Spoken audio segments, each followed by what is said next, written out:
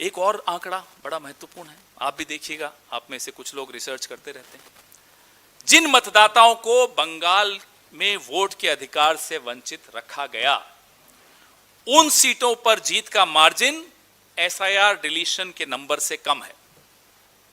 सब कुछ आपके सामने है, दूध का दूध, पानी का पानी, ब्लैक एंड व्हाइट।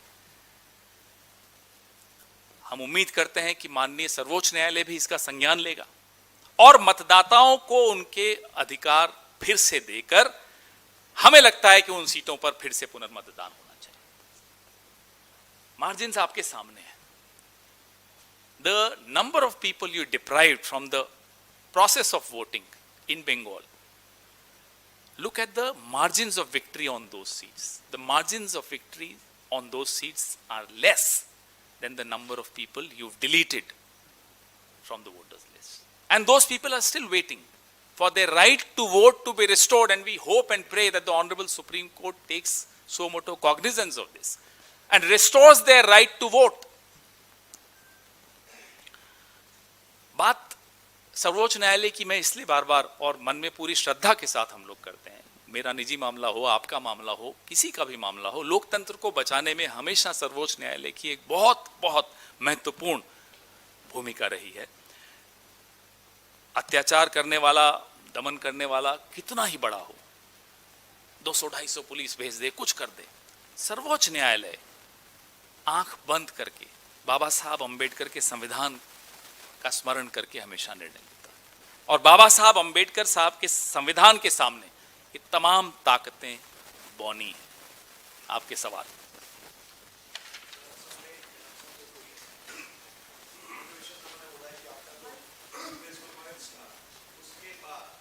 वहां पे अभी देखिए, ये सब जुडिस मामला है, उस पर बात करेंगे, अभी रुकिए, सही जगह पे करेंगे।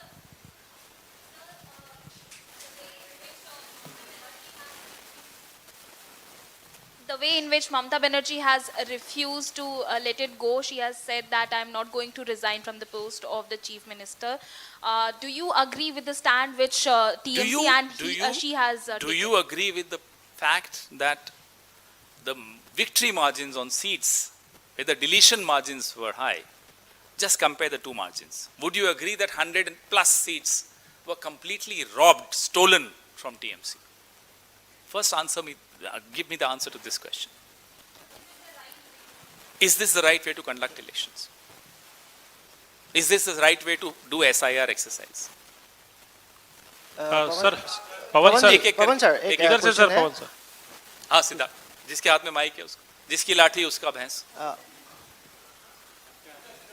पवन सर, एक क्वेश्चन। दो लोगों के पास लाठी सर, असम के लोग हैं, शायद अल्फाबेटिकली देख लेते हैं। सर मेरा सवाल आपसे ये है कि आप लोगों को नहीं लगता कि आप लोगों ने एकजुट होने में, जो आज आप एकजुटता दिखा रहे हैं, ये देर करी चुनाव से पहले? संजय राउत भी कह रहे हैं ममता बनर्जी को राहुल गांधी से पहले बात कर लेनी चाहिए थी, तब ये चीजें, अब देखिए वो बात बात के नतीजे होते। दूसरा सवाल मेरा पहला ये है कि आप लोगों की कहीं ये इस रीड करने में गलती रही, क्योंकि एसआईआर की बात पहले आप उठाते हैं, प्रेस कॉन्फ्रेंस करते हैं, उसके बाद फिर दोबारा बात नहीं होती है। राहुल गांधी भी प्रेस कॉन्फ्रेंस नहीं करते हैं।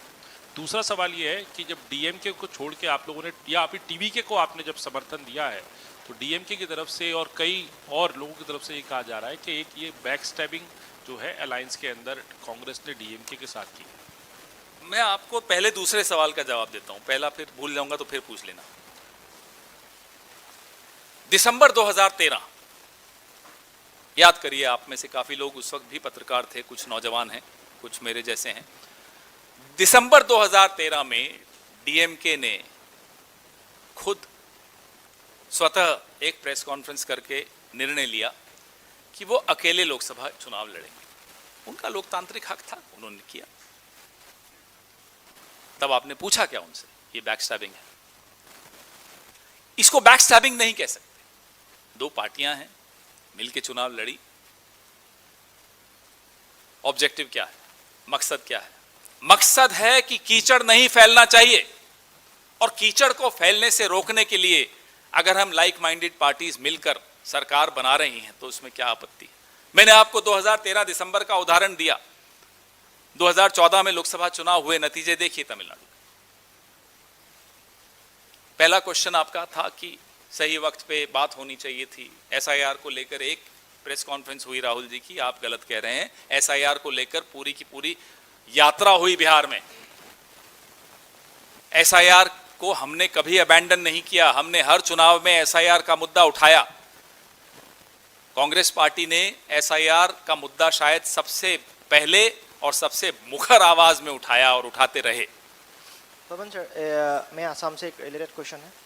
रिजल्ट से पहले हिमांशु विश्व शर्मा ने बोला, आपके बारे में बोला था, अगर सरकार बीजेपी का अगर हो गया आसाम में और सीएम वो बन गए तो आपको जेल में तो डालेंगे ही और मरते दम तक आपको आसाम के जेल में रहना पड़ेगा। अब अभी इसमें result ये एक कानून के सामने है, सब कुछ कोर्ट में है, ये सब कुछ, तो उस पर मैं टिप्पणी करूं ये न्याय संगत नहीं होगा।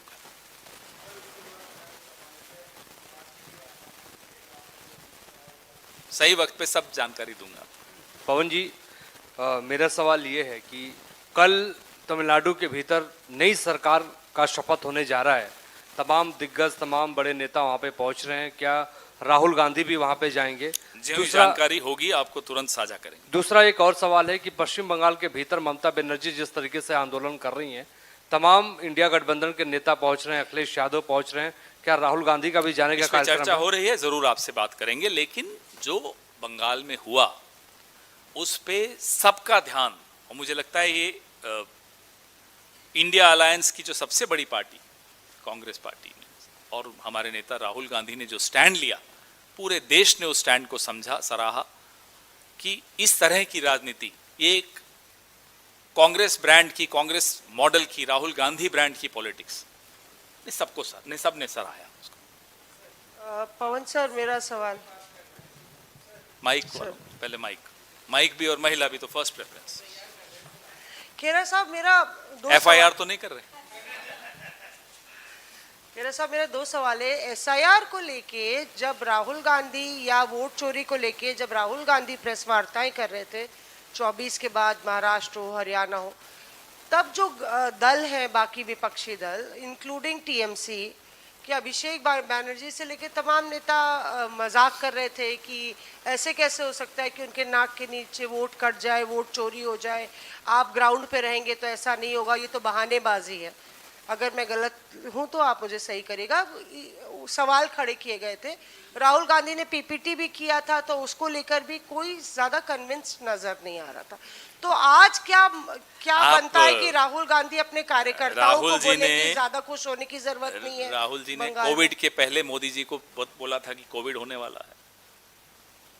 मोदी जी ने मजाक उड़ाया था, फिर क्या हुआ? राहुल जी ने तो कई बार मोदी जी को कई चेतावनियां दी कि साहब ये होने वाला है, सचेत हो जाइए। हमारा ये काम नहीं था उन्हें चेतावनी देने का, हम तो विपक्ष में हैं, लेकिन दी थी। मोदी जी सचेत नहीं हुए। आप वो सब सवाल पूछिए ना, ये सब तो ठीक है, आपने बोल दिया।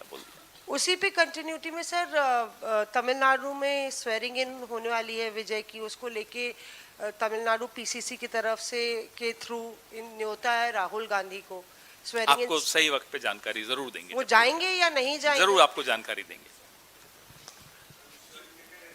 पवन sir, I think that's very clear now. Pawan sir, एक सवाल इधर से। कहाँ से?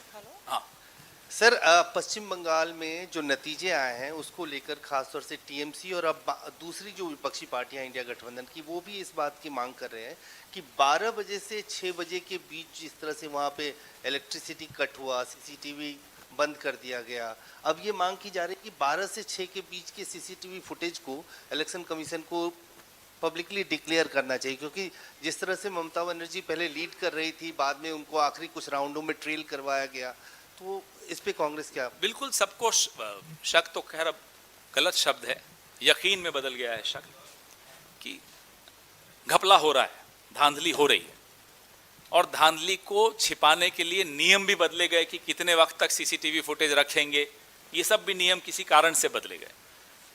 तो जो मांग है वो बहुत जायज मांग है कि साहब पर्दे के पीछे क्यों ये सब हो रहा है, सामने लाइए। अगर कुछ छिपाने को नहीं है तो आइए सामने लाइए, सब कुछ सामने सार्वजनिक करिए। Sir, Sir. On DMK calling you backstabbing, you have given an explanation. But DMK also is in fact criticizing that when it comes to Congress, they are greedy, they are running after ministerial berth. That's why they overnight decided to dump DMK. How do you react to that? Well, I think that's an unfair remark to make because last 5 years we were partners and we were never hankering after positions, not even a board or a corporation. So that's not a fair remark to make against the Congress party. Sir Pawan sir sir इधर इधर इधर एक ही mic रखा करो, दो रख में confusion हो जाता है। सर आप जिन 100 सीटों की बात अभी कर रहे थे कि वहाँ जो SIR में डिलीशन हुआ वो वोटर मार्जिन से ज़्यादा था, तो क्या उन 100 सीटों पे, लगभग 100 सीटों का जिक्र किया आपने, उन 100 सीटों पे फिर से चुनाव हो ऐसा मन ये कर रहे हैं? हम तो यही कह रहे हैं कि साहब अब किससे उम्मीद रखेंगे? हम तो सर्वोच्च न्यायालय से उम्मीद रख सकते हैं, उन्हीं से कह सकते हैं कि संज्ञान लीजिए। जी सर, ममता बनर्जी ने हार के बाद इंडिया गठबंधन की एकता की बात की है। लोकसभा में भी आप लोग का गठबंधन नहीं हो पाया था। आपको लगता है कि अगर पहले से इंडिया गठबंधन एकजुट होकर बंगाल में चुनाव मैदान में उतरता तो नतीजे अलग होते? क्या राजनीति एक मिनट, क्या ये सबक आप लोग उत्तर प्रदेश में लेंगे? दूसरा ये कि राष्ट्रपति ट्रंप ने प्रधानमंत्री मोदी को बंगाल की जीत की बधाई दी है, कैसे कांग्रेस देखती? राजनीति एक ऐसा विषय है जहां हारने के बाद भी सबक लिया जाता है और जीतने के बाद भी सबक लिया जाता है। तो सिर्फ हारने वाले को सबक लेना हो ये सही नहीं है, जीतने वाले को उससे ज्यादा सबक लेने पड़ते हैं। अब मुझे लगता है इससे ज्यादा बोलना उचित नहीं है। पवन सर, रही बात ट्रंप साहब ने बधाई दी है तो मोदी जी तो बड़े खुश हो गए होंगे, आज एक रोटी एक्स्ट्रा खाएंगे और तो क्या ही खाएंगे। पवन सर, हमने देखा कि राहुल गांधी जो है उन्होंने भी मांग की थी कि जो वीडियोस है वो दी जाए विपक्ष को। अब दोबारा से पश्चिम बंगाल के मतगणना के बाद ये मांग उठ रही है, लेकिन अभी तक मिली नहीं है। आगे क्या रणनीति होगी विपक्ष की? क्या हम सड़कों पे देखेंगे? बिल्कुल देखेंगे, आप सड़कों पर भी देखेंगे। हम आवाज उठा ही रहे हैं इसीलिए, और राहुल जी ने शायद सबसे आगे बढ़कर सबसे पहले नेता देश के जिन्होंने इस तरह का ट्वीट किया। आप में से किसी को शायद उम्मीद भी नहीं थी कि इस तरह का स्टैंड कांग्रेस पार्टी लेगी, लेकिन अब आप समझ लीजिए यही है कांग्रेस, असली कांग्रेस यही होती है। तो जाहिर सी बात है हम आवाज़ उठा ही इसलिए रहे हैं कि जितना हो सके भरसक प्रयास किया जाएगा चुनाव को कैप्चर होने से बचाने के लिए। पवन जी, जिस स्टैंड की आप बात कर रहे हैं, ममता बनर्जी ने भी एक स्टैंड लिया है। वो कह रही है कि मैं इस्तीफा नहीं दूंगी क्योंकि ये कब्जा करके वो सरकार बनाई है बीजेपी ने। तो क्या ये जो ममता बनर्जी का स्टैंड है इस पर भी कांग्रेस पार्टी भी कायम है? ये दीज आर अनप्रेसिडेंटेड टाइम्स। इस दौर का इतिहास में भी कहीं उल्लेख नहीं है। कई चीजें पहली बार हो रही हैं, इस तरह की विस्तृत चोरी पहली बार हो रही है, तो इसका जवाब भी अलग अलग तरह से आएगा, वो भी पहली बार आ रहा है। तो हम सब देख रहे हैं,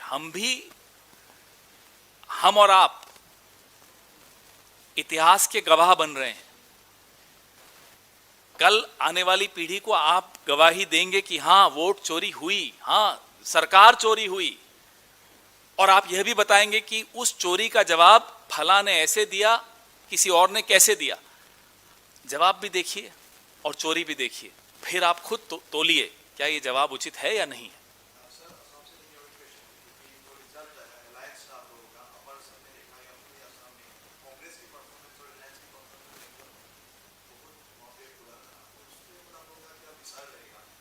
जो डिलिमिटेशन की एक्सरसाइज हुई वहां से शुरू कीजिए। डिलिमिटेशन की, परिसीमन की जो एक्सरसाइज थी, उसका मकसद ही यही था कि कैसे सीमित करना है सीटों को। विपक्ष की जो पक्ष में जाती हुई सीटें होती हैं उनको कैसे रोकना है, एक संख्या उनकी रोक कर रखनी है। तभी मैं कह रहा हूं कि 3 तरह से हमला हुआ।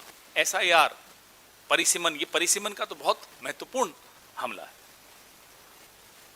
तो यही विश्लेषण हर सीट का अगर आप करेंगे, असम का कर लें, बंगाल का कर लें, यही निकल कर आएगा कि परिसीमन से जानबूझकर असम में इस तरह का नुकसान पहुंचाया गया। तरह से हो रहा है, फिर उसके बाद गौरव गोगोई को जोरहाट कंस्टिट्यूंसी से प्रोजेक्ट किया गया था और वहाँ पे बहुत कम वोटों डिफरेंस बहुत ज़्यादा है वोटों का, तो वो क्या एग्जैक्टली था? अगर उसी हिसाब से पता है तो लोकसभा में वो है, उसके बाद भी उसको वहाँ पे प्रोजेक्ट किया था और ये भी आया था कि वो सीएम प्रोजेक्शन के हिसाब से किया गया था, तो ये एग्जैक्टली क्या है और आगे का क्या रणनीति होगा उसका? आगे का रणनीति कल गौरव जी ने प्रेस कॉन्फ्रेंस भी की थी। कांग्रेस पार्टी का इतिहास आप देखिए, आज़ादी से पहले का इतिहास हो, आज़ादी के बाद का इतिहास हो, कई बार गिरकर फिर उठे, उठकर फिर चले, चलकर फिर दौड़े और अपनी मंजिल तक पहुंचे।